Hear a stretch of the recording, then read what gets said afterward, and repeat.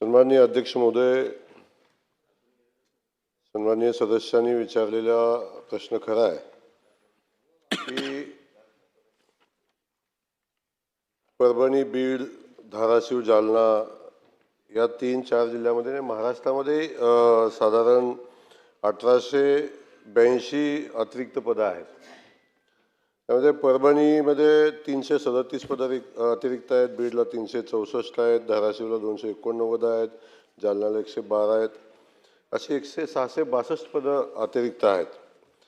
पण हे अतिरिक्त पदं जे शिक्षक आहेत त्या शिक्षकांच्या अतिरिक्त झालेल्या शिक्षकांना पदोन्नतीची प्रक्रिया पार पडल्यानंतर संबंधित शिक्षकांचं समायोजन करण्याची एक पद्धत आहे. अलीकडे आपण बघतो संच मान्यता नेहमी 30 सप्टेंबरपर्यंत होते, पण यावर्षी संच मान्यता लेट झाली, ती फेब्रुवारीमध्ये झाली. त्यामुळं या सगळ्या प्रक्रियेमध्ये सातत्यानं सर्वोच्च न्यायालयाच्या वेगवेगळ्या सूचना येतात. अनेक शिक्षक बांधव आमचे हायकोर्टला जातात, सुप्रीम कोर्टात जातात आणि त्या सगळ्यामुळे ही सगळी प्रक्रियेला उशीर होतो. आता सर्वोच्च न्यायालयाच्या निर्देशानुसार पदोन्नतीसाठी शिक्षकांना आता TET परीक्षा पास झाली पाहिजे अशा पद्धतीची अटही या निमित्तानं आपण बघतो घातलेली आहे.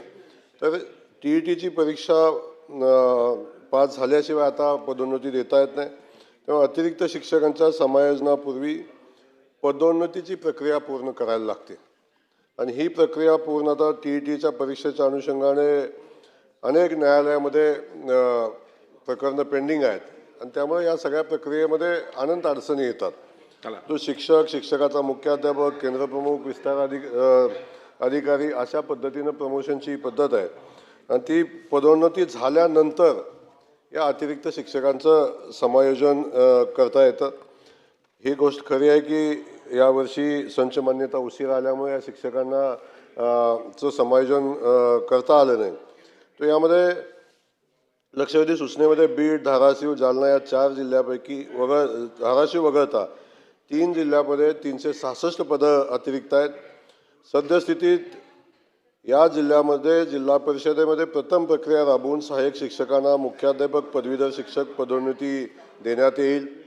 तदनंतर अतिरिक्त जागावर अतिरिक्त शिक्षकांचे समायोजन तदनंतर करता येईल. त्यामुळे जिल्हास्तरीय, तालुकास्तरीय अतिरिक्त शिक्षकांचे समायोजन करण्याचे धोरण ग्रामविकास विभागाच्या 18/5/2011च्या शासन निर्णयानुसार निश्चित केलेलं आहे. त्यामुळं त्याचे अधिकार हे मुख्य कार्यकारी अधिकारी यांना आहेत. त्यामुळे तातडीनं त्यांना सूचना देण्यात येतील आणि या संबंधित शिक्षकांचं समायोजन लवकरात लवकर करण्याच्या सूचना संबंधित CEOना देण्यात येतील. परंतु ही सगळी प्रक्रिया आपण जरी सांगितलं तरी पदोन्नतीची प्रक्रिया पूर्ण झाल्याशिवाय हे समायोजन करता येणार नाही.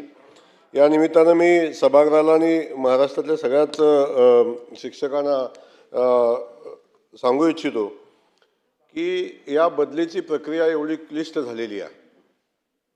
शेकडो GR आहेत. या बदलीच्या प्रक्रियेमध्ये सुधार करण्याची आवश्यकता आहे आणि आपण बघतो की बदलीची प्रक्रिया सातत्यानं 1, 2, 3, 4, 5, 6 टप्प्यामध्ये हे ऑक्टोबरपर्यंत चालते.